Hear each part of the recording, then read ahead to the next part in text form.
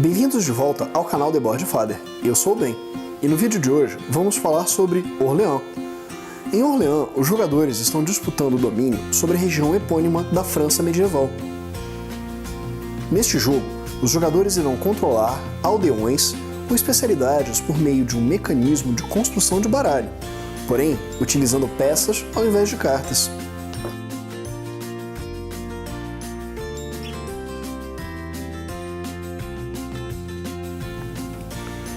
No final do vídeo, nós também vamos deixar algumas sugestões de jogos parecidos com esses.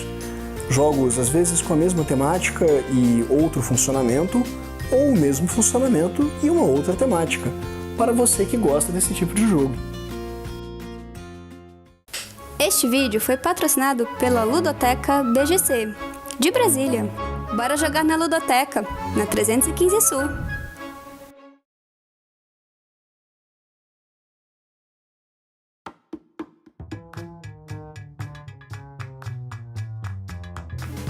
Comece posicionando o tabuleiro principal no centro da mesa. Próximo a ele, posicione o tabuleiro de benfeitorias.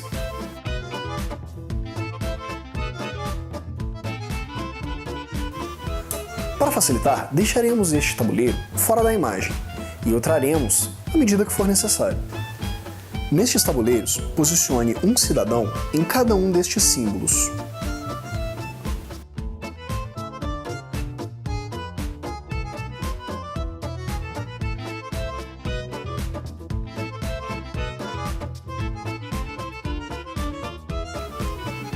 Posicione também os trabalhadores em cada um dos espaços indicados no tabuleiro.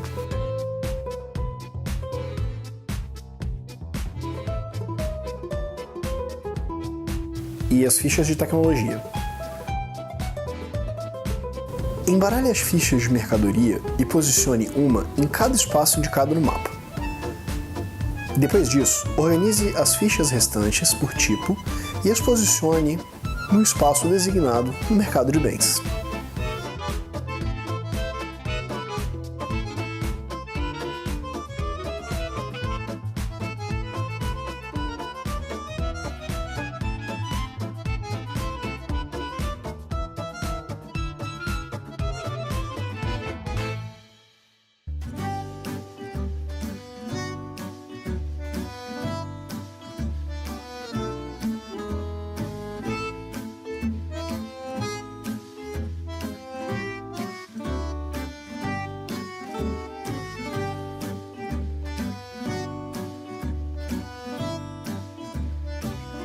Embaralhe os marcadores com uma ampulheta desenhada na parte de trás, deixando de lado apenas a de fundo mais clara. Vocês não estão vendo, mas ela é mais clara, juro pra vocês.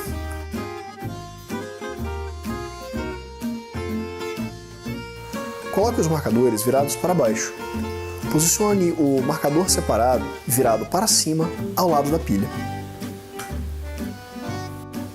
Separe as moedas e as coloque ao lado do tabuleiro. Entregue a cada jogador um tabuleiro, 5 moedas, uma bolsa, uma miniatura, 10 postos de comércio e um conjunto de marcadores com a parte de baixo de mesma cor.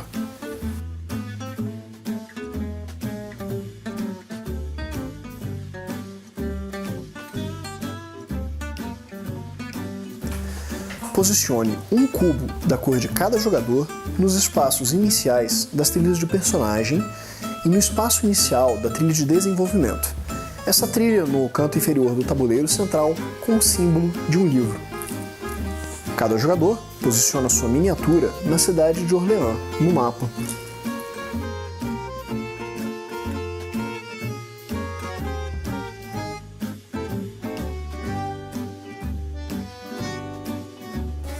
Por fim, posicione as fichas de local. Essas fichas com numerais romanos na parte de trás, ao lado do tabuleiro. Separe-as em pilhas de acordo com os numerais. Agora, você e seus amigos já estão prontos para jogarem Orleans. Vamos às regras. A partida terá a duração de 18 rodadas, ao longo das quais cada jogador irá alocar os seus trabalhadores em seus respectivos tabuleiros, para realizar ações e conquistar pontos e recursos. Uma rodada é dividida em 7 fases, sendo as fases: número 1, revelar o marcador de ampulheta; número 2, o censo; número 3, seguidores; 4, planejamento; 5, ações; 6, evento; e 7, mover o marcador de jogador inicial. O jogador mais novo recebe o marcador de primeiro jogador. A primeira fase, revelar o marcador, consiste em revelar a ficha do topo da pilha de ampulhetas. Essas fichas representam eventos que irão ocorrer na fase 6 da rodada. O primeiro evento do jogo sempre é a peregrinação. Esse evento, diferente dos outros, tem efeito ao longo de toda a rodada. Com ele, os jogadores estão proibidos de recrutarem monges nessa rodada. Na segunda fase, chamada censo, verifica-se o posicionamento dos jogadores na trilha dos fazendeiros. Aquele que estiver mais adiante recebe uma moeda, e aquele que estiver mais atrás deve pagar uma moeda. Em caso de empate em qualquer uma das duas posições, não se perde ou não se ganha uma moeda. Na terceira fase, os jogadores sacam trabalhadores de suas sacolas. No início do jogo, cada jogador pode sacar apenas 4 marcadores. Posicione os trabalhadores sacados no espaço de mercado, na parte de baixo do tabuleiro individual de cada um. Na quarta fase, os jogadores alocam os seus trabalhadores em seus tabuleiros. Para isso, eles movem o trabalhador do mercado para um dos espaços de ações. A peça alocada deve combinar com o desenho apresentado. Os monges são exceção a essa regra, uma vez que eles atuam como coringas, podendo entrar em qualquer espaço. O jogador não precisa alocar todos os trabalhadores que possui nessa rodada. Ele também não precisa alocar trabalhadores em todos os espaços de um espaço de ação. Explicaremos isso melhor mais à frente. Na quinta fase, os jogadores tomam, alternadamente, uma ação por vez. Os jogadores podem passar o seu turno de ação, mesmo possuindo mais ações para executar. A fase de ação vai terminar apenas quando todos os jogadores passarem. Peças não utilizadas, alocadas em qualquer local do tabuleiro do jogador, permanecem no mesmo lugar em que foram posicionadas. Elas poderão ser utilizadas em rodadas posteriores. Elas não retornarão para a sacola até que tenham sido utilizadas para realizar uma ação. A sexta fase é a resolução do evento. Nesse momento, os jogadores devem lidar com o evento a ser resolvido, caso seja outro evento que não a peregrinação. Por fim, na fase 7, o jogador inicial passa o marcador de primeiro jogador para o jogador à sua esquerda. Vejamos agora o que cada uma das regiões do tabuleiro dos jogadores faz e como utilizar o tabuleiro de benfeitorias.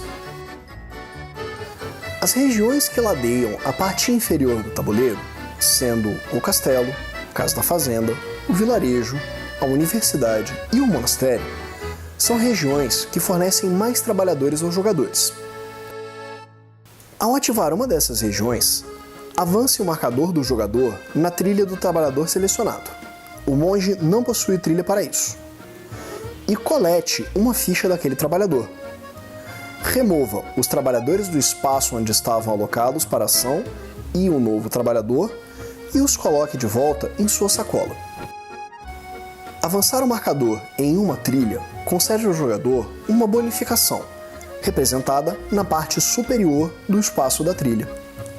A trilha de Casa da Fazenda concede uma mercadoria. A de Artífice concede uma tecnologia. Os marcadores de tecnologia, essas rodas dentadas à esquerda da trilha de Artífice, são posicionadas no tabuleiro dos jogadores em substituição a um trabalhador. A partir deste momento, o jogador não precisa mais alocar um trabalhador no espaço ocupado. A primeira ficha de tecnologia deve ser posicionada sobre um espaço reservado para fazendeiros. Apenas uma ficha de tecnologia pode ser alocada em um espaço de ação. Uma vez alocadas, as fichas de tecnologia não serão mais removidas. trilha de comerciante permite ao jogador pegar uma ficha de local e colocá-la próxima ao seu tabuleiro de jogador. Essas fichas funcionam como extensões do tabuleiro do jogador e permitem diferentes espaços de ações ou habilidades especiais aos jogadores. O primeiro espaço permite ao jogador selecionar uma ficha com a parte de trás com o numeral romano 1, enquanto o segundo espaço em diante permite ao jogador selecionar de qualquer uma das duas pilhas. As pilhas podem ser abertas e acessadas a qualquer momento, jamais sendo secretas. O jogador poderá selecionar qualquer uma ficha de uma das pilhas que desejar. A trilha do barqueiro concede a quantidade de dinheiro indicada acima do espaço: 2, 3, 4 ou 5 moedas. A trilha do cavaleiro permite ao jogador sacar mais trabalhadores de sua sacola na terceira fase. Por fim, a trilha do erudito faz com que o jogador avance um número de casas na trilha de desenvolvimento. Sempre que o marcador de um jogador se deslocar para cima ou passando de um cidadão, o jogador coleta aquele cidadão e o posiciona em uma reserva ao lado do seu tabuleiro. Esses cidadãos serão utilizados ao final do jogo para a contagem de pontos, como explicaremos mais tarde. Os espaços no canto superior do tabuleiro do jogador permitem a ele se mover e construir salões de guilda.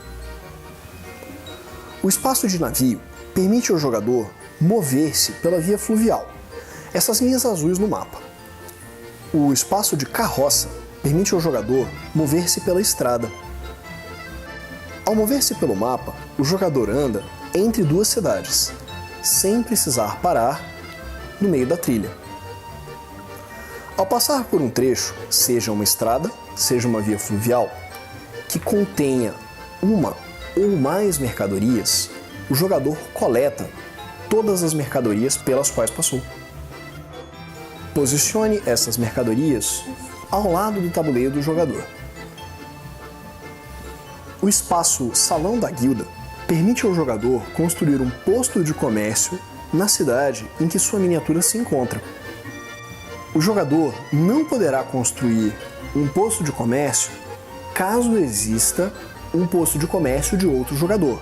Ou seja, cada cidade só pode ter um único posto de comércio, independente de qual jogador. Exceção: em Orleans, cada jogador pode construir um posto de comércio. Portanto, a cidade de Orleans pode receber até, no máximo, 4 postos comerciais. O Scriptorium permite ao jogador avançar um espaço na trilha de desenvolvimento. A prefeitura funciona diferente dos outros espaços. Para ativar a prefeitura, basta que o jogador possua um único trabalhador alocado. Ele não precisa alocar 2 trabalhadores para poder ativar este local. O jogador pode posicionar qualquer trabalhador que desejar. Ao alocar um trabalhador na prefeitura, o jogador irá despachá-lo para o tabuleiro de benfeitoria. Ao usar esta ação, mova da prefeitura para o espaço correspondente no tabuleiro de benfeitoria uma ou ambas as fichas de personagem. Estes personagens devem ser alocados num espaço idêntico ao reservado para eles. Neste tabuleiro, o monge não funciona como um coringa, devendo, portanto, ser alocado no espaço destinado para monges. Ele não poderá ser alocado em um espaço reservado para outro tipo de trabalhador. As fichas principais dos jogadores, ou seja, aquelas que possuem a coloração do jogador na parte de baixo, não podem ser despachadas para o tabuleiro de feitorias. Imediatamente, ao alocar um trabalhador em um espaço do tabuleiro de benfeitorias, receba o bônus desenhado abaixo do nome do espaço. Por exemplo, ao alocar um mercador na construção da catedral, o jogador amarelo irá receber 2 moedas. Ao preencher completamente um espaço de ação do tabuleiro de benfeitorias, o jogador coleta o cidadão alocado próximo do nome do local. Não importa quais jogadores contribuíram para a alocação de trabalhadores neste espaço, apenas aquele jogador que posicionar o último trabalhador necessário irá coletar o cidadão. Ao deslocar-se pela trilha de desenvolvimento, o jogador poderá passar por um destes símbolos indicados: a moeda ou a estrela com o número. Ao parar ou passar por um espaço contendo as moedas, faz com que o jogador colete imediatamente aquela quantidade de moedas. Passar por um espaço contendo uma estrela com uma numeração desenhada não afeta o jogador imediatamente. Ela será utilizada para a contagem final de pontos, como explicaremos daqui a pouquinho. Ao final da 18ª rodada, ou seja, quando a última carta de ampulheta for virada, o jogo chega ao fim. Os jogadores jogarão normalmente esta rodada e depois disso partirão para a contagem de pontos. A caixa de jogo contém 2 fichas com auxílio para os jogadores. De um lado, há o resumo de uma rodada, as fases estão indicadas de 1 a 7 e o que cada uma delas representa. E de outro lado, está indicado a quantidade de pontos que os jogadores recebem ao final da partida. Passemos por eles agora. Ao final da partida, cada jogador receberá 1 ponto de vitória por moeda e receberá pontos de vitória distintos para cada uma das mercadorias, sendo 5 pontos de vitória para um brocado, 4 pontos de vitória pela lã, 3 pontos de vitória pelo vinho, 2 pontos de vitória pelo queijo e 1 ponto de vitória pelo grão. Cada ficha de bens que o jogador possuir ao lado de seu tabuleiro lhe conferirá esta pontuação. Agora, o jogador que construiu a maior quantidade de postos de comércio receberá as fichas de cidadão restantes no tabuleiro de benfeitoria. Em caso de empate, nenhum jogador receberá as fichas. Agora, os jogadores somam a quantidade de fichas de cidadãos que possuem com a quantidade de postos de comércio que possuem e multiplicam o resultado pela sua posição na trilha de desenvolvimento. Ou seja, caso o jogador esteja em cima de um símbolo de estrela com número ou tenha passado de um símbolo de estrela com número, ele irá multiplicar a soma dos cidadãos com os postos pelo número mais próximo de seu cubo, para trás. Por exemplo, o amarelo possui um multiplicador de 4. Se ele possuísse apenas um cidadão e um posto de troca, somaria 2. Multiplicando-se por 4, o jogador obteria 8 pontos. Aquele jogador que possuir mais pontos de vitória será declarado o vencedor. Em caso de empate, o jogador que está mais à frente na trilha de desenvolvimento será declarado vencedor. Persistindo o empate, todos os jogadores empatados vencem o jogo. Neste vídeo, ensinamos a jogar Orleans, por Rainer Stockhausen. Se interessou? Deixe aqui o seu like e siga o nosso canal. Isso nos ajuda a manter o canal funcionando. Caso tenha alguma dúvida ou sugestões, deixe um comentário aqui embaixo. Responderemos assim que pudermos. Até a próxima, pessoal!